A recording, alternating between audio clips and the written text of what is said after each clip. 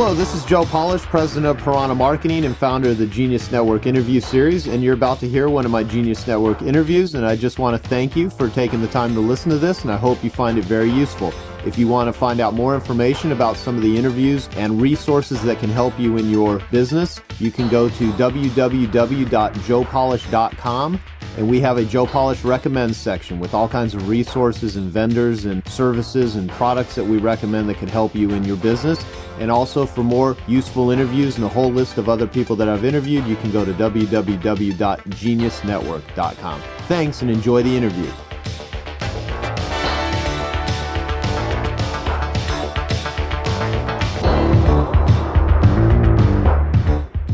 Hello friends, clients, and Genius Network interview subscribers. This is Tim Paulson, and I am delighted to introduce an amazing interview between Mr. Joe Polish, president of Piranha Marketing, and John Carlton. John Carlton is just flat out one of the best copywriters in the world. Even other big shot writers freely admit this. Everything John writes is stocked, collected, and studied by smart marketers who hope to steal a little of the sales magic he puts into his advertising copy. They do this because long ago John unlocked the code to writing great copy that sells like crazy. His resume reads like a modern business fairy tale. He has written for nearly all the largest mailers on the planet. His sex letter for Rodale knocked off their best writer and mailed at a profit for over 5 years to something like 30 million names. Now you do the math on that. You've probably seen his outrageous 3-page ads in publications like Men's Health, Golf Digest, Black Belt, Men's Journal, and Muscle and Fitness. These super long copy ads run for years. They create fortunes for his clients and creating buzz that won't quit. The writing is just killer. It's almost impossible not to read when you see one of his ads. They are that good.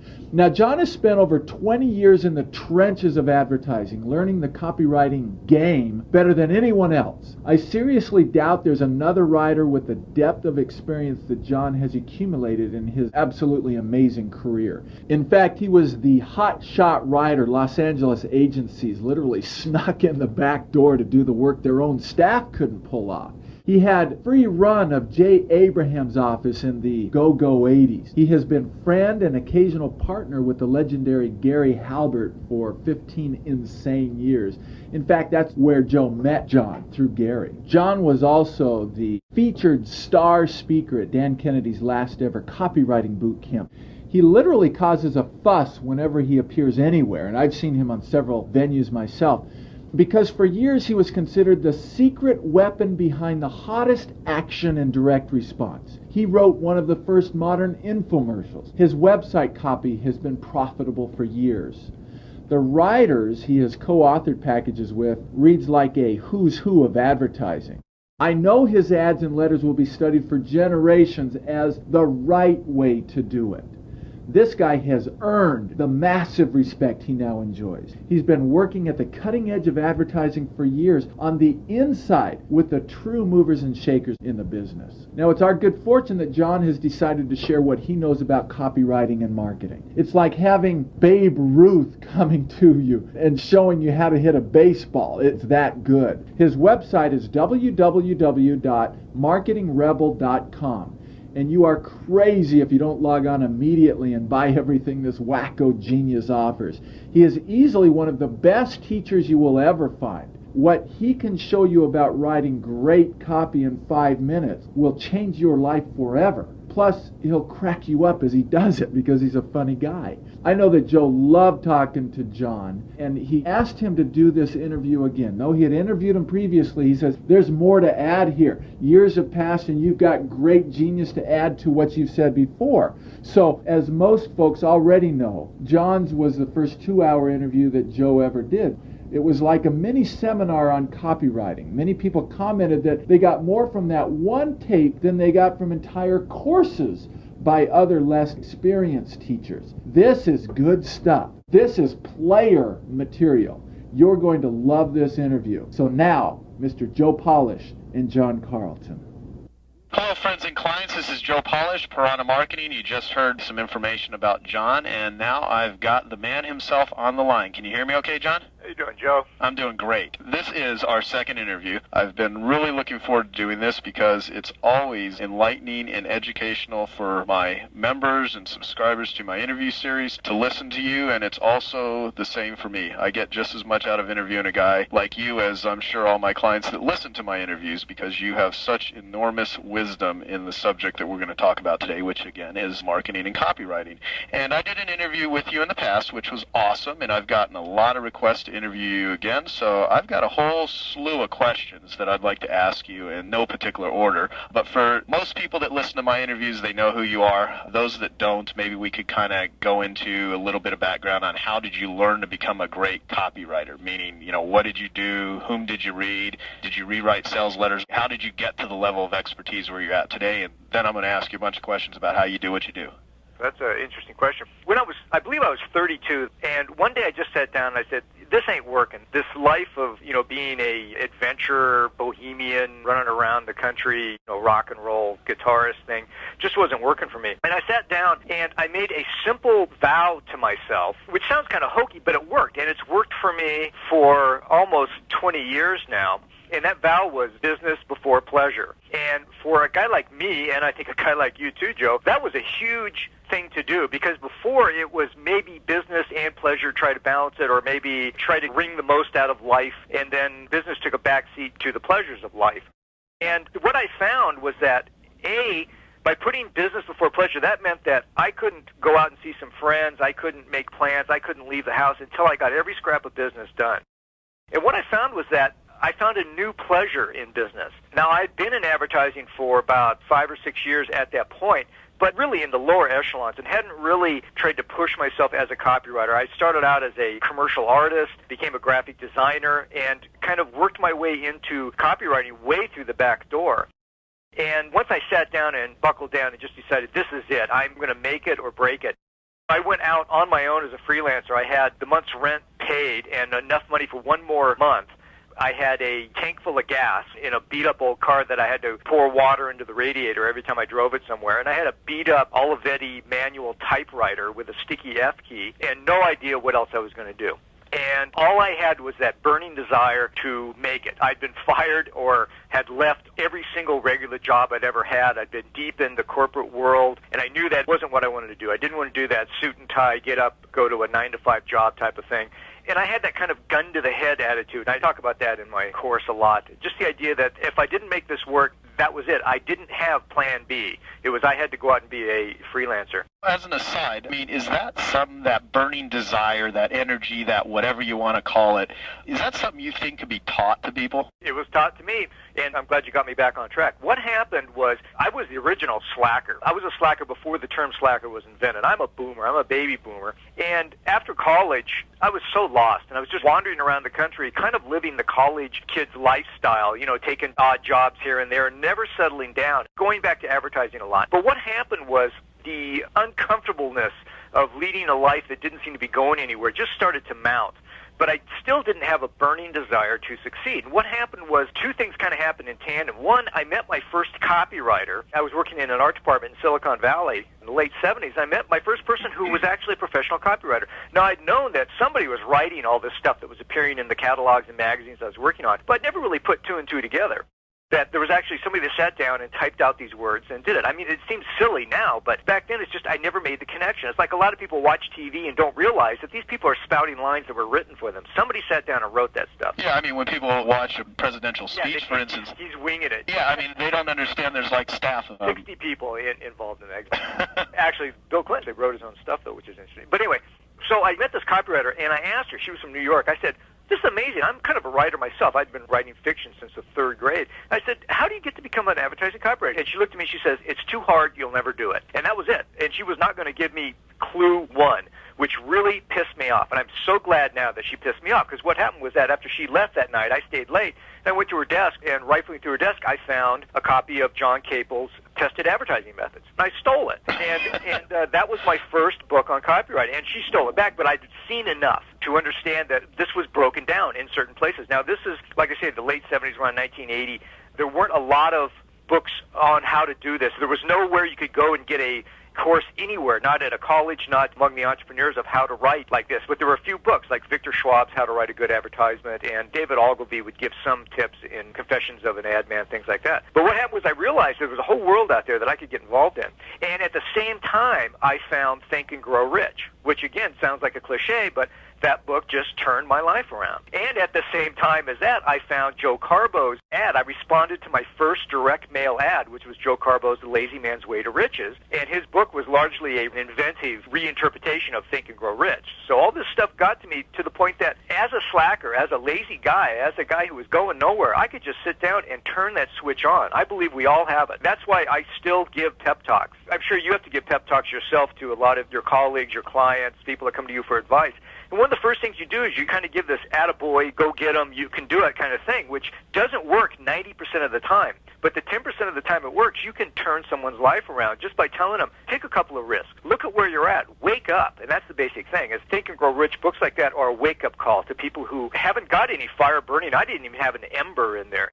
This thing went from, almost overnight, it went from nothing, from a cold, dead fireplace to a blazing fire. And it was only because I heard the right things that I needed to hear, and it just kind of ignited that dormant desire to succeed, to have ambition. You know, for a lot of people growing up, ambition is a dirty word because your peers don't want you to succeed. As much as they love you, my family, God bless them, I was blessed with a wonderful family, but it was still a working-class family, and there's a sense of don't get too big for your britches. Among a lot of people in the working classes, they want you to be happy, they want you to have a good life, but they don't want you to succeed too much because it takes them out of their comfort zone to regard you as somebody that maybe is making too much more than they're making or that they ever made, or get too much fame or too much recognition. Gary Halbert and I talk about this a lot. He came from, West Virginia, that don't get too big for your britches. It's held more people back than anything else, I think, in America. I agree. It's a comfort zone thing, and I think anyone that has any level of success in any area of life is going to come up against that hurdle, and how you decide to look at it and jump over it or deal with it or ignore it or whatever has, everything to do with your progress forward in life. Well, you are one of the best in the world at this subject of copywriting and doing it, and I know you very well. We've spent many days together brainstorming. You've spoken at my events. I've seen you speak at other events, which is something you just recently started doing because you were the kind of guy that locked himself away, never became a public figure. I like to be behind the scenes. It was a lot of fun being behind the scenes and making things work. Kind of like being the writer of a sitcom. Nobody ever sees your face, knows who you are, but you know that you're the magic behind the stuff that's working. Speaking of that, you just said a word, creating the magic.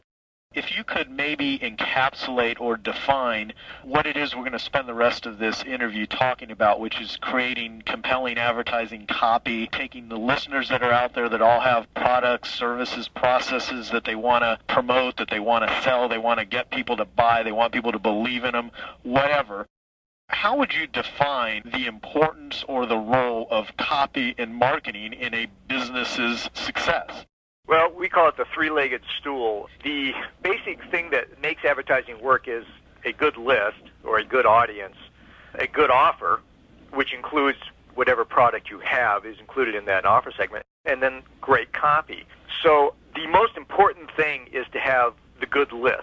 If you're trying to sell hamburgers to vegetarians, you're not going to do very well. That's the basic thing. So people need to pay attention to list brokerage, to finding venues for their advertising that works. A lot of people can make the newspapers work. They can make local newspapers work. They can make local newspapers outside of their hometown work, or they can make national newspapers work. Or they can move up to magazines, either niche magazines, say Tennis Monthly, or the broader magazines like U.S. News and World Report, things like that.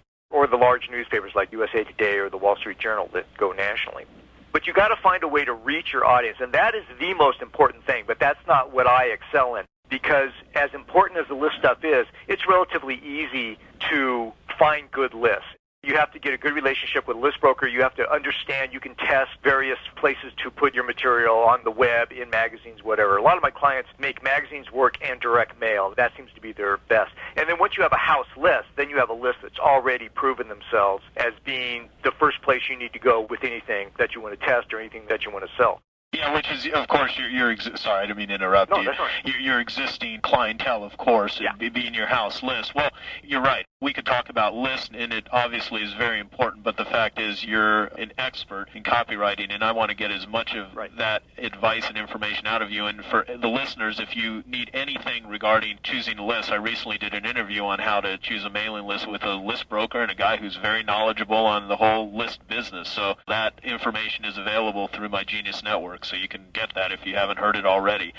There's a ton of different directions that I could go with this, John, but I'd really like to start with a couple of things that are just have to do with elements of writing copy. And so when writing copy, it's understood that creating a sense of urgency is extremely important. I mean, we all use that. What is the best way to create a sense of urgency, meaning how do you do it without fabricating a story? What's wrong with fabricating a story? Well, no, I'm kidding. No, I was going to say, to what degree does one use hype versus, which we could also, talk about that. Talk about hype. Well, it's interesting you say that because hype is one of the things that Jeff Paul and Dan Kennedy and Gary Halbert and I have never found a good term for the kind of writing we do. I call it balls-to-the-wall writing because basically it's a little outrageous, it's full of passion, it's a thrill ride. We talk about copy being a greased chute, which means that what you want is you want the reader to come in at the headline or the opening and not be able to tear his eyes away from the page until he's through and come to the offer. And when he's at the offer, you want to make the offer so that he's so uncomfortable that he can't find relief until he's picked up the phone and given you his credit card number. That's a good state that you want your readers to be in. Yeah, and that's why 90% of the advertising world just hates our guts. Because, A, they can't do it because they've never bothered to study it or to do what needs to be done. And it is kind of painful to write really well. If it was easy to write really well, we wouldn't be having this conversation, and civilization would look very different than the way it does right now. Can I mention something about that, too? Because people that are uneducated on the value of good copy, which is really why I asked you in the beginning the importance of copy, I mean, they think writing a letter is like something that anyone should be able to do. And they think writing a letter means you stick paper in a printer and you type on the computer and hit print, and that's a letter. I mean, there's a huge difference between a copywriter like yourself writing a letter versus someone's assistant drafting a letter based on a 2-minute conversation with the CEO. There is magic in the ability to do what you're talking about, and yes, most people will not take the time to learn it. This is one of the most important subjects that any business owner could even be spending their time listening to an interview with me talking to you about this subject. Joe, just let me clarify exactly what you're talking about. I have told people I would rather take a near illiterate door-to-door salesman and I can turn him into a world-class copywriter faster than I could take a guy with a PhD in English literature. It's not the writing ability that counts here. It's the salesmanship. It all comes down to salesmanship.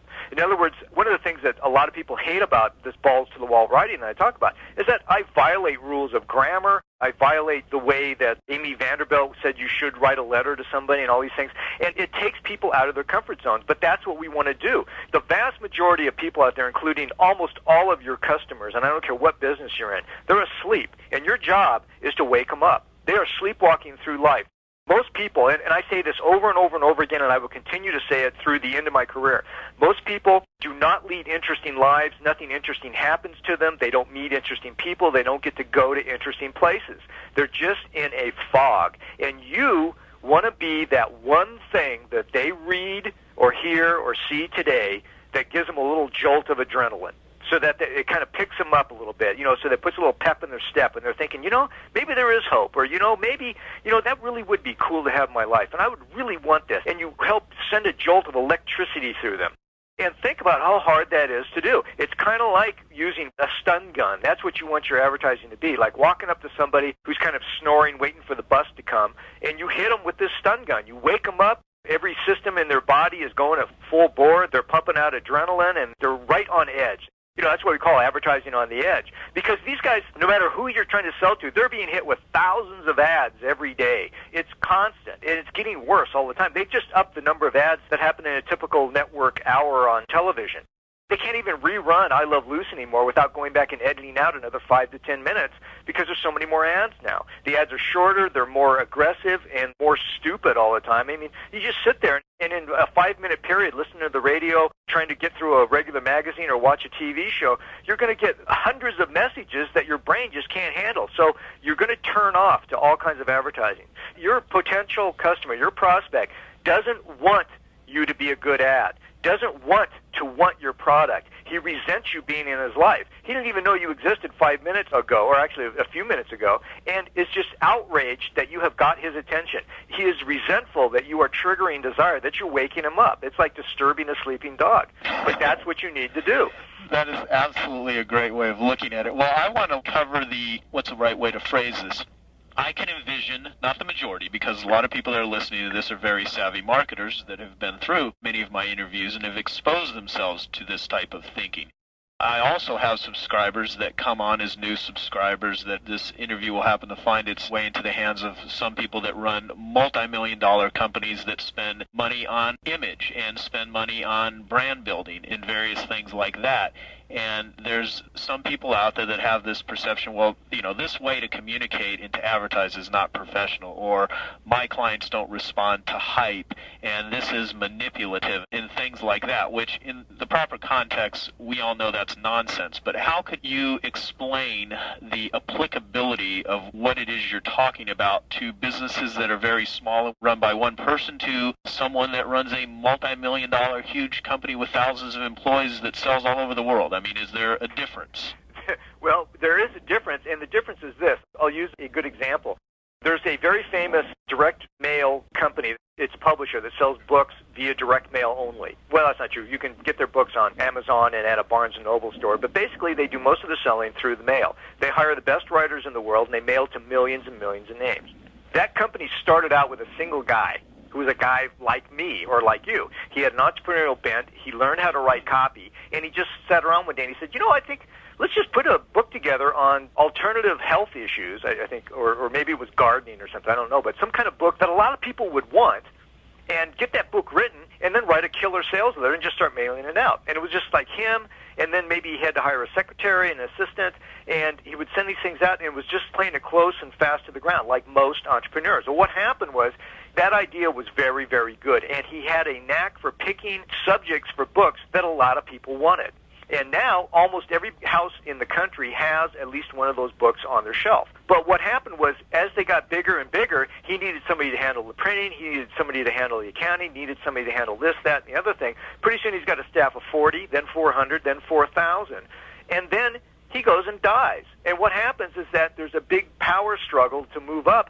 And typically the people inside a corporation that move up are not the people that are good at selling or the people that are good at doing what the business does. They're the people that are good at rising up in businesses. So you get top-heavy with bean counters and lawyers and guys who know how to play the corporate game. At this company now, still one of the largest direct mail publishers in the world, just huge, doesn't have a single person in the upper echelons of the hierarchy that knows anything about direct mail or direct response or advertising or even salesmanship. They're all bean counters, and they think you can write copy by committee, and they make the most egregious errors, the most simple, basic errors. They'll actually start saying, people won't read long copy.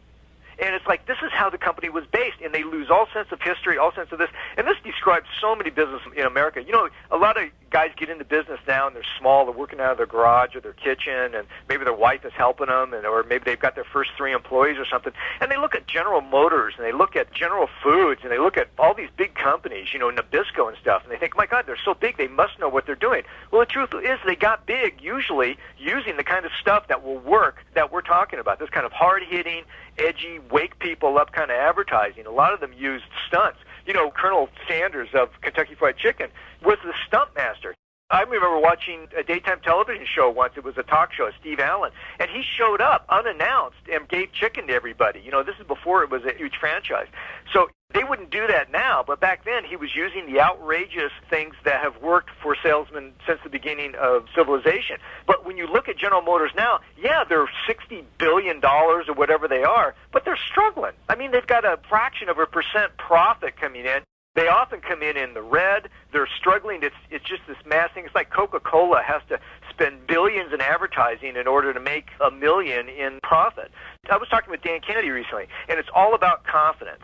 And what is interesting is that when you're in a position like I'm in, and you deal with big companies, and then you also deal with smaller entrepreneurs, the only difference you see is the level of confidence. And the entrepreneurs are often doing better advertising than the big guys. In fact, that's almost always the case. But they think, how can I be right? I'm so small. I'm making my $1 million or $30 million or whatever a year, And those guys are making billions and trillions a year. I mean, they must be better at doing what they're doing than I am. And they're not. They got big, and they're still big, but they're also threatening to fall off the face of the map. We're about to lose, 3 airlines in 3 years? The largest airline in America is going into bankruptcy. And for an ad guy, a guy like you could sit down and in 15 minutes tell those big airlines what they're doing wrong, but they're not going to listen to you because they're run by bean counters and guys who have lost track of what got them to where they are. Yeah, absolutely. One thing that you mentioned was you went over it really quickly, which is people think they can write copy by committee. Do you think it is possible for someone or a company to ever put together any really good, compelling advertising and marketing in focus groups or sitting around a conference table? It's funny you mention that because basic answer is really no, and people listening to this tape should operate on the principle that the answer is no. But the answer can be yes. I'm reading this book live from New York at Saturday night, and it's all these interviews with those guys. And a lot of those sketches, a lot of the great sketches, the famous ones, were written by several guys sitting in a room. But basically there's one guy that comes up with the idea and has the impetus and the passion and wants to see it happen. But other guys will put in their 2 cents or their 5 cents. But what you've got is guys, they're all heading in the same direction, and they know each other. They're like family. What you can't do is throw 3 writers who've never met each other into a room and expect them to come up with something really good because egos clash. They've never worked together before. There's no clear direction that they're going. There has to be one chief. There has to be one guy with the passion to make that thing happen. There's never been a novel written by committee. However, some great films have been written by committee. Casablanca was written by, 40 writers or something? Yeah. And it's unfortunate that a lot of these answers are complex, but you don't need to make it complex. You can go back to the simple part. If the best ads in the Hall of Fame ads are almost 99% written by one guy looking at a blank screen with an idea and some passion and total knowledge of what that product is, what his customer base is, and what he wants to say to them. He's engorged with salesman blood, and he knows how to wake them up and get them into an agitated state that won't be relieved until they take out their credit card and send them money. What you just said there, everyone should literally rewind, listen to that 1-minute dialogue that you just laid out. It was great. It just really describes the mindset of somebody that is ready to sell something. And, we all have those moments where we're ready to sell something. And for some people, those moments could have been years and years ago, and now they could be at a state in their business where they're totally burnt out or whatever. But the fact is, if nothing else, what I would love to have accomplished with this interview is just waking people up on what is the purpose of sitting down and writing a letter, is to create salesmanship in print and go out and leverage yourself through the resources that are available to everybody, which is now much easier than it was when you first started writing. I mean, you're talking about when you first started doing this, you're using a typewriter that had one of the keys that was sticking. I mean, to lay out an ad in the 70s versus with computers today, the ease of putting this stuff together is simple, and from that standpoint, but from a mental standpoint, with all the overwhelmed, the over-communicated world that we live in, I think most people's perceptions is that this is very complex, this is very difficult, and the fact is, what I'm hearing you say is it really doesn't need to be that way. You just got to get back to the basics of what it is you're trying to accomplish. Yeah, and it's so often that we lose sight of the basics, and the reason is that the basics are kind of hard to get. They're simple and they're easy, yet they are hard to get. It's kind of like learning to play baseball. Did you play Little League or For a very short period of time, and I actually had a coach that soured me on the whole sport experience because the guy was an evil person. Well, I've been playing guitar since I was 13. From the time I was 13 till I was 15, 2 years, my first 2 years were with a teacher who tried his best to get me to drop the instrument.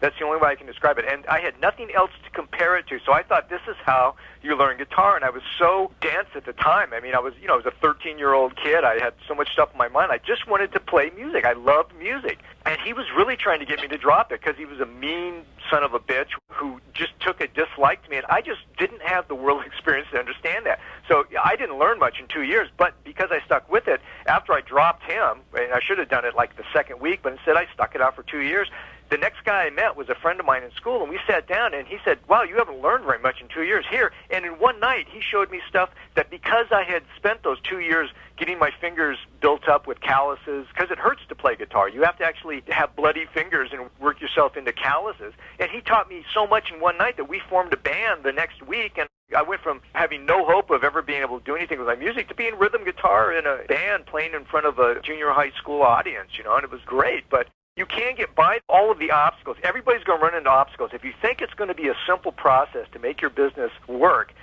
you're wrong. There's going to be people very close to you that want you to fail. There's going to be people very close to you that will doubt you right up to the point that you're cashing huge checks, and even then, just deny it. You're going to have negative people. You're going to have setbacks. You're going to have an ad that works really, really well and then suddenly bombs for no explicable reason. And you're going to run into problems here and there. You're going to run into a printer that runs off with your check and doesn't deliver the printing. You're going to have mistakes. You're going to say something that offends somebody. It's going to be constant. So that's where the complexity comes in. Where the simple part comes in is that really sitting down and learning to write a damn good sales letter isn't that tough to do. You have to apply some basic salesmanship. And I believe we all have salesmanship within us, but it's like that kid trying to learn to play the guitar or trying to play baseball. You've got to go through the process of honing that nascent skill. You can't just say, okay, I got to sell something. I guess I'm a salesman. Here's how you do it. No, you can't do it. You either got to go out and sell door to door for a while. You got to go out and work with the customers. You got to get all those silly ideas that everybody has in their head of how salesmen work and learn real-world skills. What's great about now is when I started out, there was nothing out there. There were no Jay Abrahams, Gary Halberts, no me's, nothing out there. Nowhere to go to learn the shortcuts of this stuff. You had to learn it through the School of Hard Knocks. So every client I had, I would learn a lesson, and I would learn it really well, and then the next client I'd have a new lesson plus that old lesson I'd have to apply, and I just kept building it slowly. It was a great way to learn, but people don't have to do that now because all they got to do is buy my course, and I shortcut it for them. I'll knock 10 years off of your learning curve, and instead of spending the time in the trenches slugging it out, you're going to be up and running in a couple of months or less and be on your way to be a world-class writer if that's what you want to do. Well, we sort of kind of answered my first question of, what's the best way to create a sense of urgency with the passion and everything, but succinctly, I want to actually go through some of the steps and ask you about things that I know you're just a genius at. So, a sense of urgency? Yeah, what is the best way to create it? That question. Yeah, look, I actually made a note when you asked that question. There's always a story. You asked about fabricating a story. There's always a story. And usually guys are so close to their product or their business or their service that they can't see it. They can't see the forest for the trees. Back up. Sometimes the story is you. How did you get involved in this? Joe, you and I, we started out talking about how you even lived to be, in your mid-30s. You have an interesting life. Now, you didn't say anything about it, but I started talking about my life. I have a story to tell. I know you do. Anybody that gets in business, it's a big step to take to get into business, to start your own business, to become an entrepreneur, or to try to take a business to the next level. Even if you've been in a successful business for a while, to take it to that next level, to really have advertising that works and quadruples profits in a year because, you start using powerful advertising instead of the lame shit most guys use. There's a story. There's a story of how you got to where you are. Often the story can be about the product. Why is this product different? It's part of your USP, and I'm sure you guys know what USP is. It's your unique sales position or your unique selling proposition, depending on who you're talking to. But it's how you answer the question, why buy from me and not the other guy? Often the story is, my stuff is made in Mexico, but guess what? That's better because they have total access to the raw material. Say you're selling tequila, Would you rather buy tequila that was made really well in Mexico, or would you rather buy it that was made in Illinois, where they had to import everything from Mexico? So you can tell the story about how these guys go out right outside the door and find everything they need to make this stuff, rather than having it shipped anywhere. Everything is hand done. Everything is this, that, and the other thing. So you can tell those kinds of stories. And when you have that story down, then the urgency can come from the little tactics that we use, such as, right now it's 15 minutes after midnight. My wife just called and is wondering where I am, but I can't leave the office yet. I have something that I need to tell you, and I can't go to sleep until I've told you what's going on. And that's the beginning of a letter. And what you do is you get yourself worked up, and the urgency comes from, why is it so urgent that you're writing this letter at 12:30 at night? What's the story? Then you can get into some hype. You can say, I've just gotten a shipment from Mexico of the best stuff I've ever had. You know that you can expect top quality stuff from us all the time, but this is the best of the best. And I only have 100 cases, and they're going to go in about 3 days. And I wanted to make sure that you knew about it. Now, maybe this isn't for you. Maybe you're not up for it, but maybe you are. And if you are, you definitely need to know about this right away, that kind of thing. Okay, well, always a story. Let's say that someone is like many of my clients, carpet cleaners, or say they're a financial planner. How does that apply? Well, the urgency is the off-season sale, for example. I don't know if carpet cleaners have a season or not, but you can say, Christmas is coming up. In about 7 days, I'm going to be so swamped that there won't be room on my message machine for you to leave a message for me. However, until those 7 days, I have 5 of those days open. Now, I was going to go to Cancun, but I decided to cancel that because I'm going to stay here and I'm going to offer a deal to everybody who wants their carpets cleaned right now before the crush comes or whatever. Right. I mean, I just pulled that off the top of my head. But you can create that urgency. So, when you talk about fabricating a story, whether that's true or not, whether you really know you're going to be so swamped that they can't get through, you can make the metaphor happen. And, people will say, that's kind of hypey, or, I don't know if I totally believe this, but that doesn't matter. What matters is that you make a credible case for why they are going to get a hell of a bargain right now. That's what matters, not the story behind it. It's not so much that they're getting one of the 100 cases that, are the only 100 in existence in the world, or they're reaching you at a time where you would otherwise be off on vacation. It's the bargain they're getting, so that to themselves, to their wife, to their friends, to their neighbor, they can say, I got a bargain. I got a better deal than everybody else did. Let's use that analogy for someone because I know a lot of these questions are plain devil's advocate questions. Sure. Because I know, as a service to my listeners, I want to make sure that I get into their brains what it is that I feel would be most beneficial to help them in their business and to sell. And there's a lot of people that are very exclusive with what they do, deal with very high-end people that do not sell anything at a discount or, from a financial standpoint, a bargain. So how would you use the analogy, because you can still make the case for someone's going to feel like they really got something. There's scarcity, there's something special about this, and still pay large sums of money to somebody that would never discount anything. How do you use the same process? This is an easy question, and if I asked you the question, you'd say the same thing. This is the simplest question in the world to answer, though it seems like a secret and a mystery to everyone until you're in on it. Right. And there's 2 parts to that. There's a broad answer, and then there's a specific answer. And the broad answer is you just put a gun to your head. Don't pretend that it's easy to come up with a good reason to sell stuff. You got to have that gun to your head. If you can't tap into that salesmanship gene inside of you or learn how to be a salesman, then you need to go back and study and learn that. You need to know what salesmanship is all about. And basically, a salesman can just sit down and answer any question you have, overcome any obstacle that comes up. Any objection can be answered. You just tap into that salesman. And the salesman has what I call the smuggler's attitude, which is there's always a way.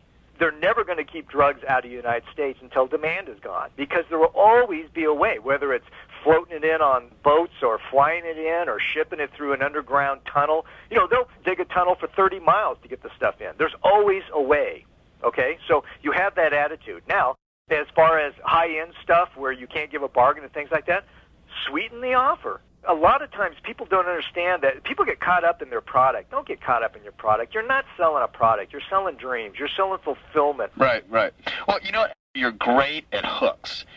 Is there a way that you could explain the process you go through to think up a hook for a sales letter? I explain that in my course. But I want you to explain it now. Basically, that's where I have the concept of being a sales detective. That's where you got to sit down and dig for that thing, either that thing that happened. That's why when I research a product, I want to talk to the guys who made the product or the guys who actually fulfilled the service. I want to hear all the stories that are told. I want to hear the rumors and the history, even if it's made-up history. It's just, what do you call those things, the urban myths and stuff about the product or your service or whatever. I want to hear all this stuff. I want to hear the zeitgeist of what's going on around your business. Because in listening to all these rumors and stories and stuff is that thing that makes you sit up and go, whoa, wait a minute. Are you kidding me? Because that's the best hook you could ever have. And what are the headlines I had? Amazing secrets of a one-legged golfer that allows you to immediately start hitting longer, straighter drives, things like that. That's the one example I use the best, because I was talking to a guy who had a product, how to hit longer and straighter drives for golfers. But there was really nothing special about it. By talking to him, I finally asked him, how did you come up with this new swing you had that does it? He says, well, I was out golfing one day, and then party ahead of me, there was this one-legged golfer that hopped up to the tee and hit one of the longest, straightest, most accurate drives I'd ever seen in my life. And I stopped and go, wait, why didn't you tell me about this before? And he said, I don't know, I didn't think it was important. I mean, I've told the story so often, and people get bored by it, Well, it wasn't boring to me, and it wasn't boring for anybody reading the ad that I came up with. That ad ran for about 10 years. It has recently been retired. It kind of got tired, but every golfer in the United States had seen it a couple of times at that point. It was very profitable. Would you say that in most cases, people's most compelling, powerful hook, benefit, thing that's going to be the sexiest, most appealing part of their product, service, process, whatever, is something that most people just skip over? That's been my experience, but only because with clients, they're too close to what's going on. They're too close to the product, too close to the business to step back and see what's really interesting about it. If you're selling furniture, or let's say the carpet cleaning, you look at a spot and you go, oh, that takes XYZ cleaner, and I've got to soak it for 15 minutes, and then I'll vacuum it up when it turns to a white powder.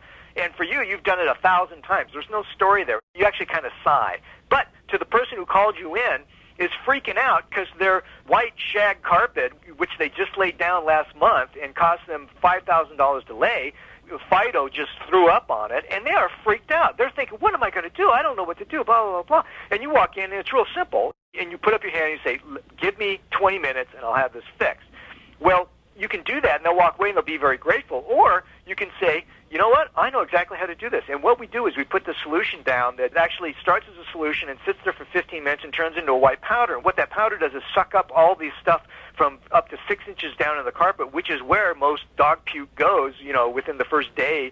So I'm glad you called me within the first day, blah, blah, and you explain this process, right? Well, conceptually, absolutely, and from a technical standpoint, you certainly know absolutely nothing about carpet cleaning from your description of removing the stuff. I just had a dog puke on my carpet. So and you have something that turns to white powder.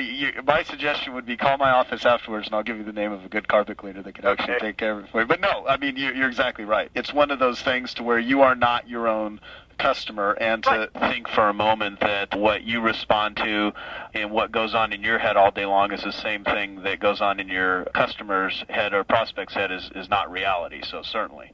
You know what drove it home for me, Joe, was my father first saw snow. He grew up in Oakland, California. He first saw snow digging a foxhole in it in Belgium during the Battle of the Bulge of World War II. And he was over there. He never told me a single story about World War II while I was growing up, and I used to pester him about it.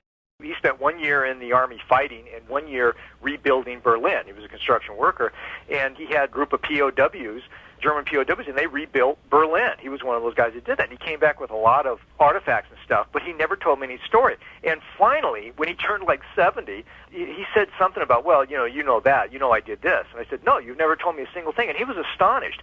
I was born 10 years after he came back, and to him, it had become boring. It was old news. It wasn't interesting. It wasn't necessarily a fun time for him. And I guess somebody at some point had said, you're not going to tell that boring story about World War II again, are you, or something like that. So he just clammed up about it. He figured nobody wants to hear this stuff. Well, to somebody who's interested in this, I can listen to the guy for hours. He has stories that will raise the hackles on the back of your head. And most of the World War II generation was like this. It was like nobody wants to hear this stuff. Well, that's not true. Probably a lot of people don't want to hear it. But guess what? The people who are interested in it want to hear every detail about it. It's the same with your customers. Yeah, you look at the general population, out of 100 people plucked off the street, probably for the average product, 1 to 5 will ever use you or be interested in what you have or whatever. I guess, for every 100 houses, how many people actually get their rugs cleaned with a carpet cleaner? Would it be like 5, would you guess, or maybe 20? I don't know. It's a tough question, but the majority, believe it or not, the majority of households in America do not use a professional cleaner. So, well, I would believe that very much. So I'd say it's like 5. So therefore, no matter how interesting a story you have, 90 of those 100 people aren't going to care at all. It's not in their comfort zone. It's not in the way they live their lives to hire somebody to come out and clean their carpet. It's just not going to happen. For the 5 that do, guess what? Everything you say is going to be the most fascinating thing on the subject.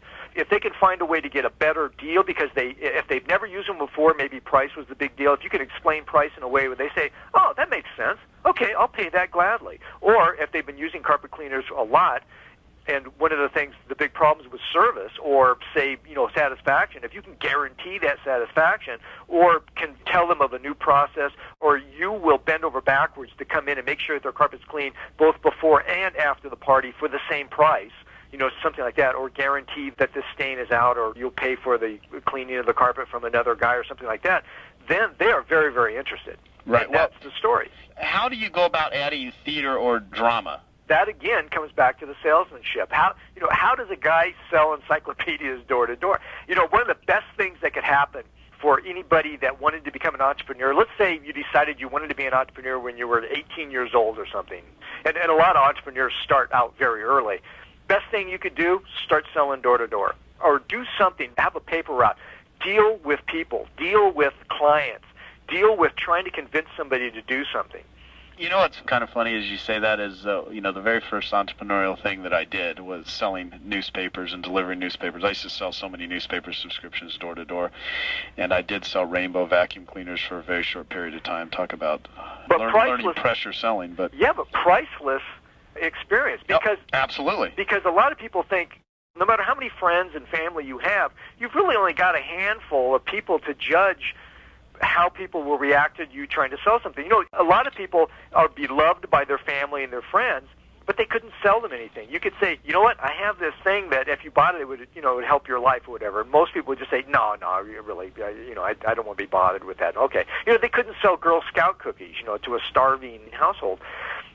So you were talking about theater and drama. Those are tactics that salesmen learn to use. And a lot of times the theater is just, as I said before in that example, that I'm working really late. There's something very urgent, and I need to tell you right now. So you create this environment where plausibly and credibly you can say to them, you need to read this right now. And you have to back that up. But there are ways to back it up, even if you're pulling it off the top of your head. Well, do you have a formula or a CAM process that you use to guide you through your writing? Well, probably at the start, I relied a lot on processes and templates and things. And when I was writing early on, I used to write the bullets first, because all my letters and ads had bullets. And I don't know if I need to explain bullets, but basically they are pithy little explanations of the features and benefits of your product or service or business. Well, actually, you know what? Let's have you talk just a little bit on bullets, because I think from somebody that is not a skilled copywriter, just having an arsenal of really powerful bullets would serve everybody very well, and many can be recycled over and over again. What is a bullet, and how do you create them?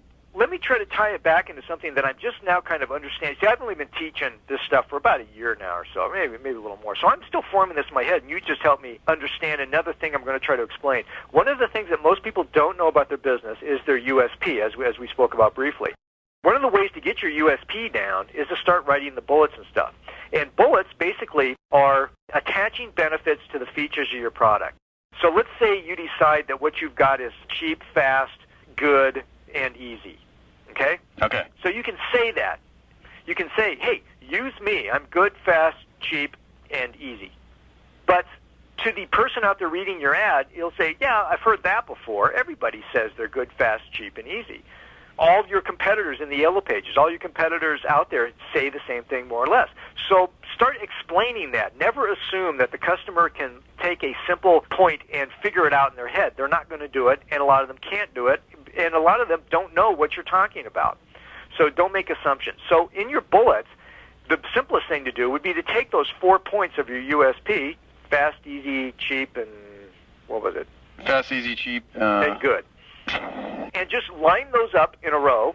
And what those are essentially the features. So you say, we're fast. Well, what does that mean? So you say, we're fast. All my competition works 9 to 5. Guess what? I'm on call 24 hours a day. If I'm asleep, it goes over to Joe, who's up in the middle of the night, So that's why I have 2 other partners, so we cover every hour of the 24 hours. So when we say we're fast, that means we get there within an hour, or you don't pay, or something like that. Like that Domino's pizza thing. Right. Bring it home. Make it real. In other words, fast means nothing.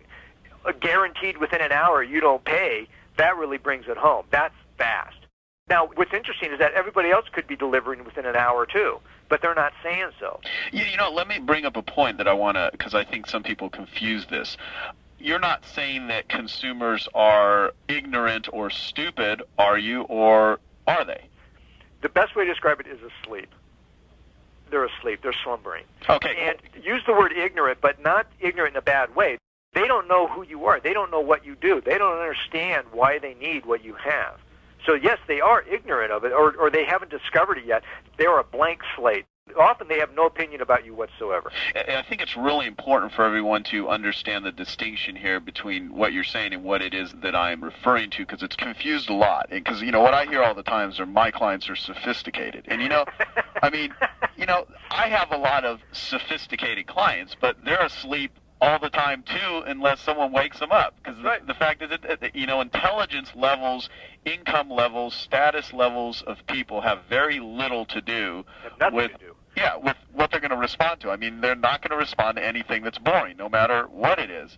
And they're not going to respond to anything that's exciting but doesn't fit or match anything that they're concerned about.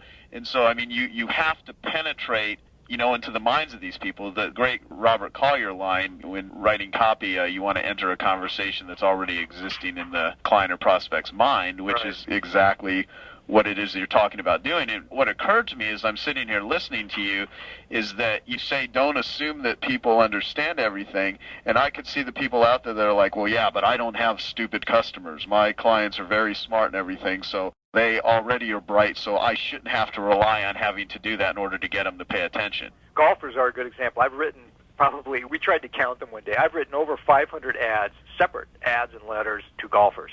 Golfers tend to be upscale. They tend to be from the upper middle class to upper class, but there's also a huge chunk of them that are guys who go out and play in Levi's, play the public courses.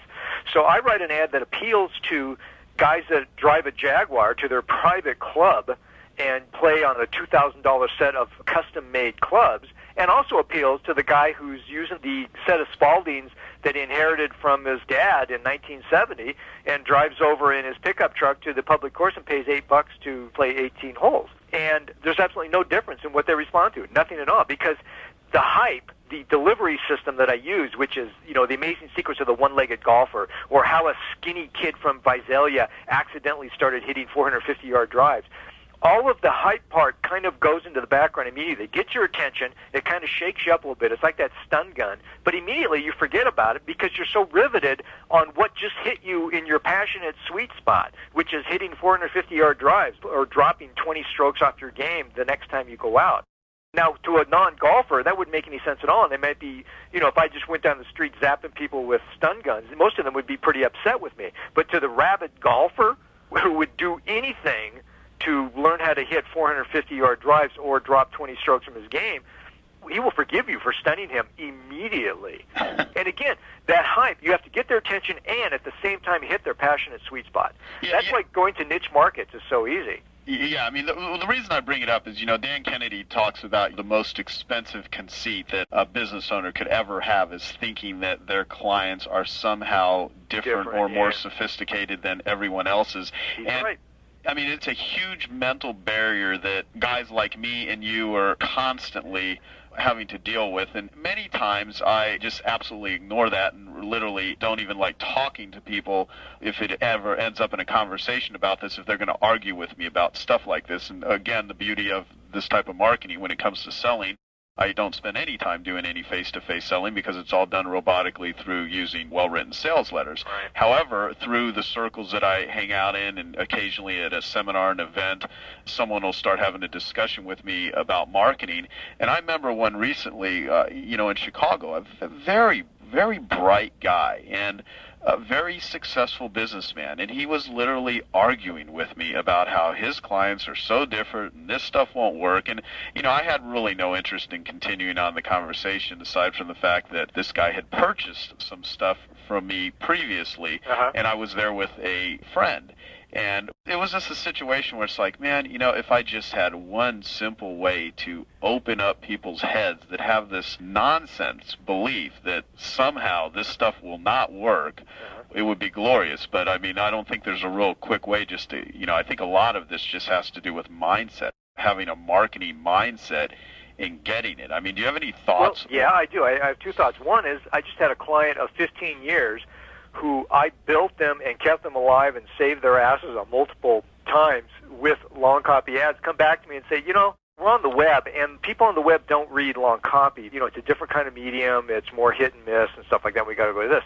And I just sat there slack-jawed listening to this. And I said, I'll tell you what, you do whatever kind of website you think you need to do, and you come back to me when you've got some results. And a couple months later, they came limping back to me and said, well, we did that, and then we posted your letters with no graphics and no whatever, and just, we posted your 18-page letter, and it outsold the fancy graphic short copy thing, 20 to 1.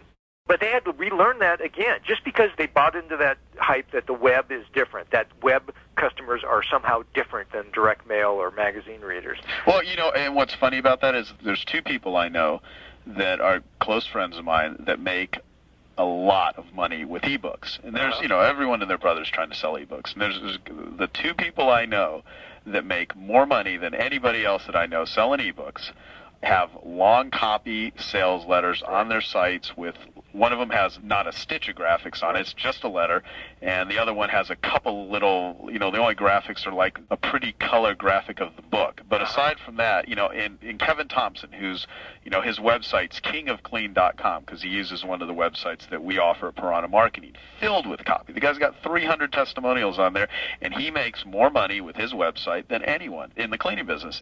It doesn't matter what business someone's in. I mean, I know that too. I mean, I wish I could just say right from the beginning and just assume that everyone that would listen to these interviews would just believe me and say, look, long copy works. It doesn't matter what type of client you have or what it is you sell. All this works. All human beings respond to the same 5 basic human stimuli as everybody else. Just take our word for it.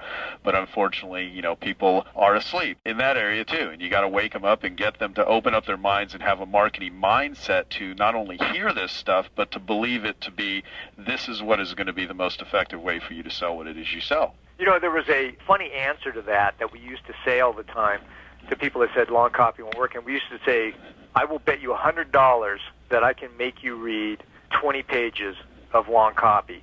The guy took the bet, there's no way you can make me read it. And then we'd come back and the headline was something like, if I was talking to you, I'd say, we just interviewed every woman that Joe Polish slept with, and here's what they said. And the $100 would be sitting on the table, and if the guy had any integrity at all, he'd just say, here, it's yours. Then he comes back, but that has nothing to do with my carpet cleaning or my financial advisor clients or whatever, It's like, well, yes, it does, because what I just did is hit your sweet spot. You got more than one sweet spot inside of you. And somebody who has raised their hand and said, I want somebody to tell me something about my money or my carpets, I can't do this myself, I need some help, then they're going to listen to what you have to say. Now, I guess we should probably be winding this up a bit, Joe, but one of the things you said I want to make sure it gets commented on, that's testimonials. If I had a gun to my head and I had to write an ad that had to work or I would die, and for some reason I was forced not to use a headline, say I was going in a magazine where they said you can't use a headline, you can't use long copy, whatever, I would rely on testimonials. Testimonials are so important that any ad that goes out without testimonials is committing suicide. And yet you could run an ad that's nothing but testimonials, and that would do a lot better than a lot of world-class ads put out there without any testimonials or even with just a few testimonials. Because what testimonials offer you is a way for someone else to do your bragging for you. And I'm talking about good testimonials. A lot of people don't know how to write testimonials. It's an art in itself. I covered my course, so, if you want to learn how to write a good testimonial, buy the damn course. But it's a pithy, short way. I like no testimonial to be over 2 sentences, preferably one sentence that says something like, I thought carpet cleaning was too expensive for my budget. Well, guess what? I saved more than I did going down to the store and getting all the, I tried cleaning it myself, and I wound up spending more than I did just having Joe come over, and he did it really fast and did a great job and guaranteed it, And you take each of the objections that you commonly come across. It's too expensive. It takes too long. I have to move all my furniture, and the thing will be wet for a while, and whatever. And answer each of those, not with your own words saying, here's why that objection doesn't count, but just say, here's what Joe Blow down the street from you said. Here's what Jane Doe in the same city as you said. And let someone else do your bragging for you. Let someone else answer all those objections and do it in a very short, pithy, ravey kind of way. And you can't have too many testimonials. If I could run an ad of nothing but 35 testimonials in a newspaper about something, and they were good testimonials, and it was not vague stuff. You want specifics, On the night before my big party where my boss was going to come and I was booking for that big promotion, my 5-year-old spilled a jug of cherry cola all over the middle of my rug, and I needed it cleaned, and it was 9 o'clock at night, blah, blah, and I called up Joe, and he came over and took care of it in half an hour, and the party went great. That kind of thing, specifics. Right. Well, and can I mention one thing about testimonials too, which I agree with everything that you've said, and it's absolutely crazy not to use testimonials. One of the things that I've been doing a lot lately with is teaching my clients about the value of testimonials from the standpoint of I've gotten testimonials that have been written for me that will say things or that I can pull pieces out of or use in its entirety that are better than things that I would even think to write myself. And when you're writing your own copy, just to look at what other people have said about having a wonderful experience with your business is just such a great place to get useful data to create more sales material with.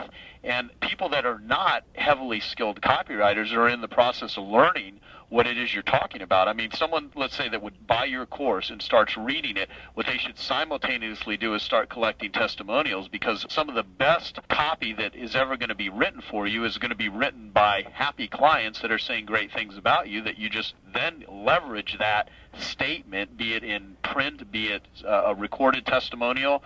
I have my carpet cleaning clients running 24-hour eavesdrop lines where they carry a tape recorder to their clients' homes, and actually when the client says something favorable, they record it. Or they tell them to call an 800 number and comment line and leave a testimonial of the wonderful experience they've had. And there's a bazillion ways to use and leverage all of this stuff. Big corporations spend tens and hundreds of thousands of dollars creating focus groups. I think most people have heard about focus groups. It's how Hollywood sells movies. It's how Madison Avenue decides how to sell a product and stuff. What they do is they bring in 20 people off the street and give them a lunch and $20 and say, okay, here's this product. Would you use this? Would you like this? How would you use this? Blah, blah. And they get this totally bogus information. People who are motivated by, first of all, they're only dealing with people who would spend an hour out of their day and for a free lunch, and $20 and do all this stuff. And what you've got, what entrepreneurs know, is that you just start collecting testimonials.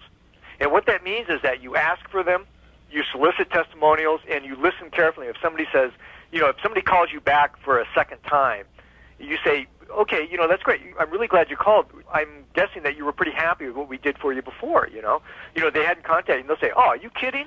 And they'll often tell you a story that they would have never told you otherwise.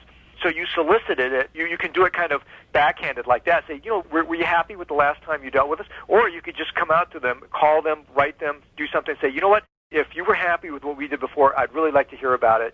And then if they send you back something that's nice, you say, I'd like to use this in my advertising. You almost never get a no response to that. And what you want to do is have file cabinets bursting with testimonials from people, and that's your focus group. Because just as you said, a lot of times these people will come up with reasons that they bought, or reasons that they were happy, or reasons that they needed you in the first place that you would never think about on your own.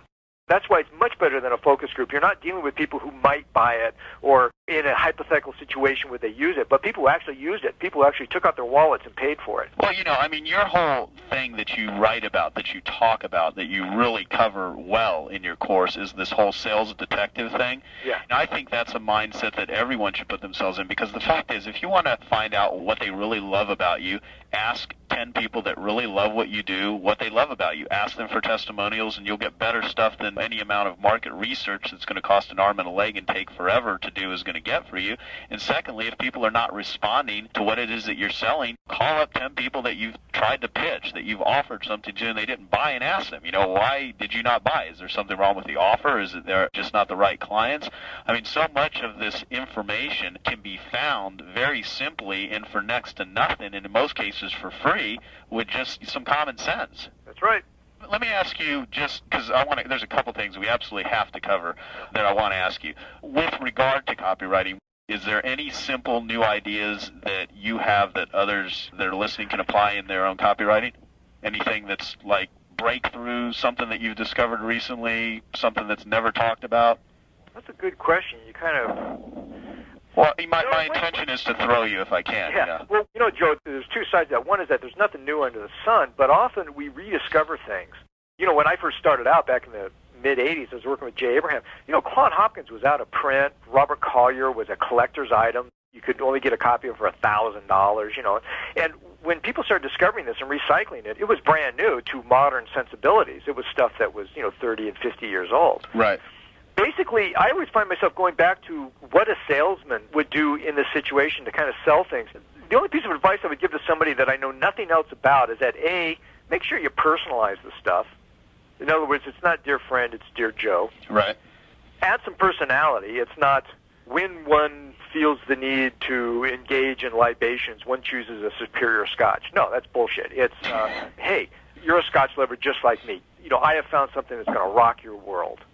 Well, have you recently started writing advertising copy for alcohol, or what's the deal here? Why, you're talking about tequila, now you're talking about scotch? Well, the tequila came from the Mexico thing, and I was just thinking. No, I know. I think I'm just joking. Actually, it was a story I read. They're running out of mezcal plants down there. I guess the cactus that makes tequila. They're running out of it because they're so successful at selling it. They've denuded the landscape of cactus, I guess. You know, the world is not going to be as great of a place if the supply of Mexican tequila runs out. I mean, what kind of travesty will that cause? You know, I don't drink tequila anymore, but boy, I got to tell you, just as an aside, it was one of the best fourth date drinks there ever been invented. I was living in San Diego. I'd say, hey, I was just down in Ensenada, and look what I found. And I had to have a quart of this really good tequila that you can't get in the United States. And that was well, so even back then, before you were writing any advertising copy, you were still trying to figure out a way to create a proposition. A sales paradigm. I didn't do a lot of door-to-door stuff, but what I did was, I was 15 years old, and I was selling skeptical school administrators on my band playing in front of their high school dance. That was back when they said you had to cut your hair to play. It's in the mid-'60s, and you had to play 2 fast songs to 1 slow song. You had to jump through all these hoops and stuff. And, I was selling my band when we weren't ready to go. So I'd sell the job, the person on getting the job. Then I have to go back and sell the band, give them pep talks to stay in the band, and do the extra work to get the 40 songs together to go and do it. And, some of these guys were throwing up off stage before going on to play, and I was having to buck everybody up, and I was just doing a constant sales job and doing it on myself because I knew we were essentially frauds. I mean, I would sell us as an experienced band, and we were straight out of the garage, but we'd pull it off. Somehow, by the time we got on stage, we'd just pull it off, and we'd be asked back and all this stuff, and all of that was just great stuff to me. It was like, yeah, this works. Taking a little bit of risk just makes life a little better. I mean, I have no intention of jumping out of an airplane in my life to go parachuting anywhere or to climb mountains or do anything, although I've done a lot of that stuff. I've fallen out of trees and done some weird stuff. But take some risks in your life. You only got this one shot. Even if your religion says you're going to be reincarnated and stuff, I mean, really, you can't bank on that. However old you are right now, this is a good day to start. Today is a good day to just sit down and say, I'm going to start. I'm going to read Think and Grow Rich or read it again, and I'm going to sit down. I'm going to write down some goals. I'm going to start thinking about where I want to be this time next year. I'm going to think about how I want to start spending my days, what my perfect day would be like, and then have a whole year full of those perfect days. One time when I was living down in Southern California, I caught every single sunset for an entire year. It was a silly thing to do. It didn't necessarily advance my business or anything, but, it just provided a focus for my life.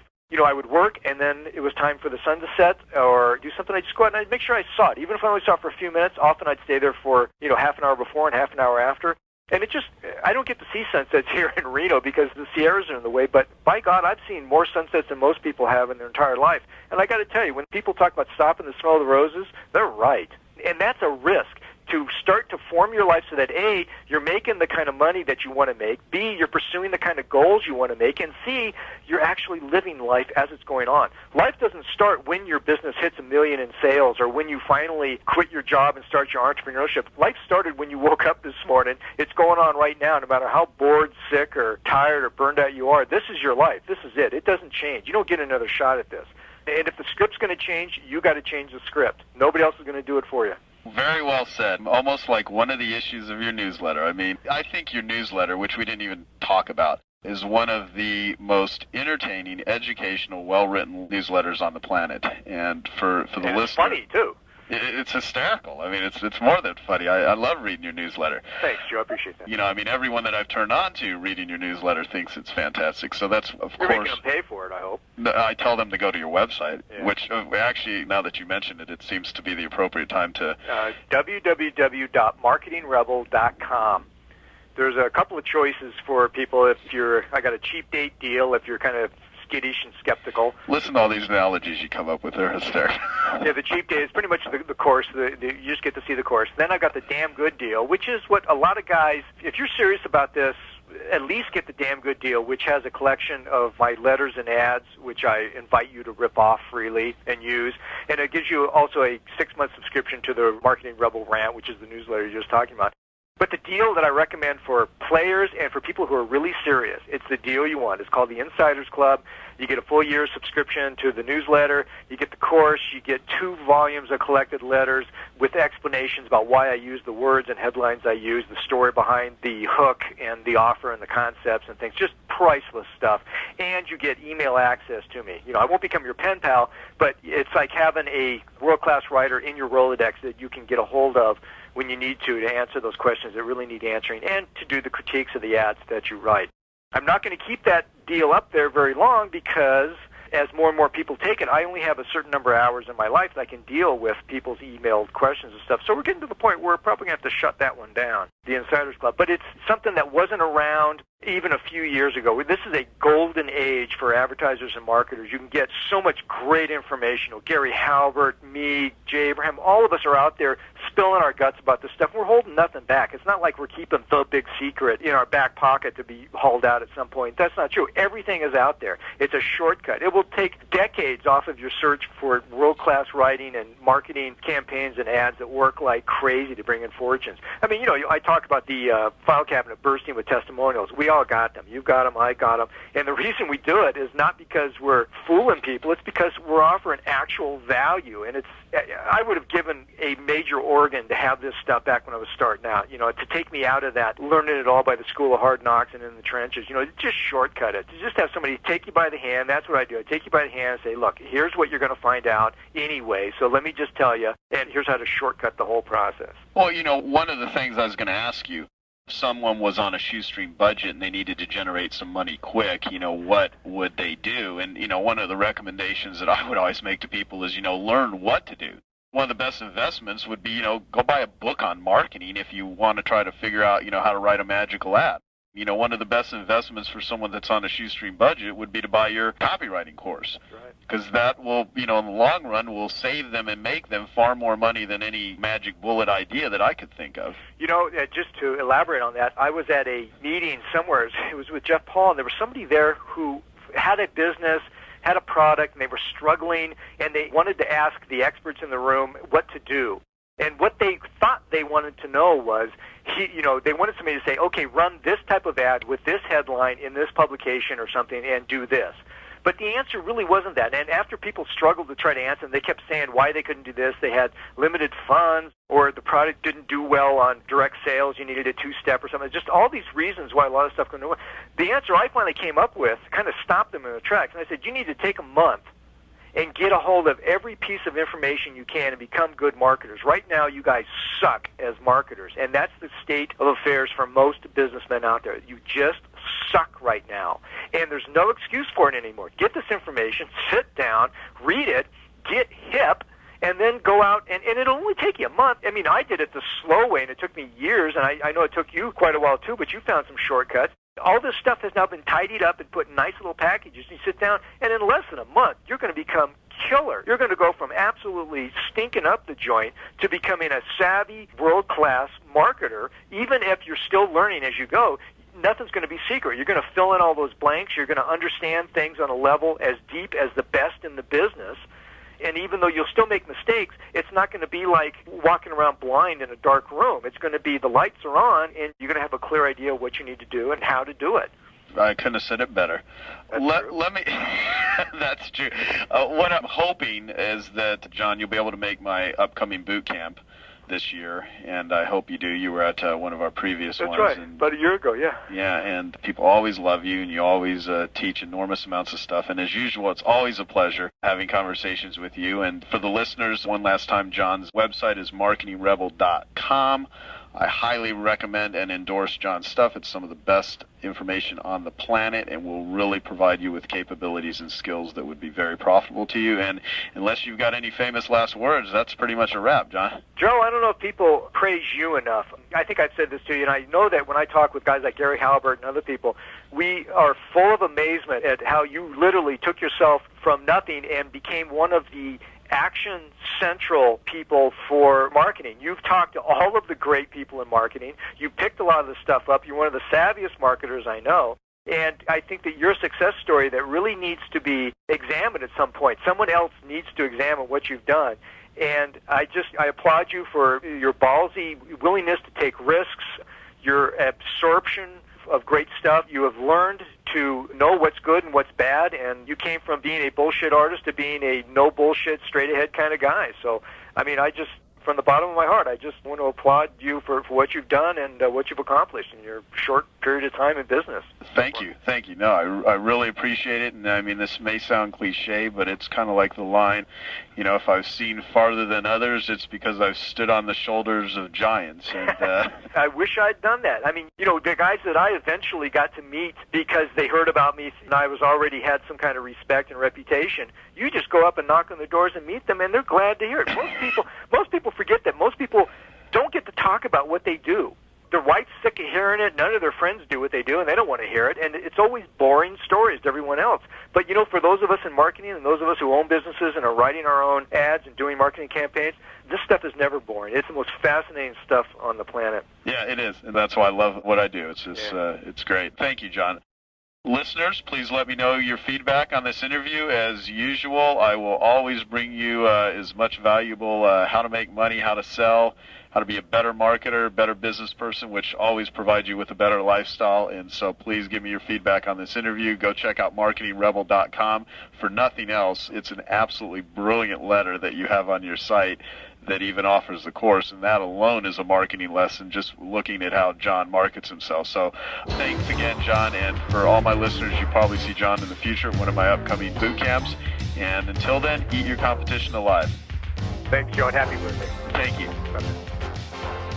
Hello, this is Joe Polish. I want to thank you for taking the time to listen to this interview. I hope you found it very useful. Please give me your feedback on all of the interviews that you listen to. I'd love to hear your feedback so we can always deliver a great program for you. Our website is www.joepolish.com, and we also have a Joe Polish Recommends section, so you can take a lot of the ideas and concepts that you hear on my Genius Network interview series and apply them to your business and find vendors and resources. You can go to joepolish.com to find that information and click on the Joe Polish Recommends section. And also, if you would like to find out about more interviews and invest in more useful Genius Network series interviews, go to www.geniusnetwork.com. Thanks, and eat your competition alive.